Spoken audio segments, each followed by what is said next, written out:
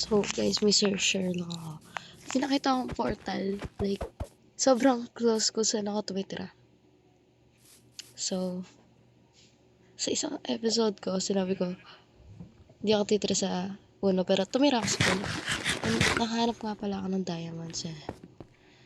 Tumitingin ako sa chest. Yung diamond nga pala, nakita ko sa Y negative, ewan, 54. Ang layo, di ba? Mga 16 lang yun. Ginawa ko lang yung isang flint kasi why not? Ano naman gagawin ko sa iba? Pang flint and steel lang naman yung isa. Muntik na ako maulog dun. Okay. And naghahanap ako ng tree na hindi naman birch. Puro birch yung nasa kapaligiran ko. Like, dude, ayoko ng birch. I hate birch. No hate dun sa lovers na.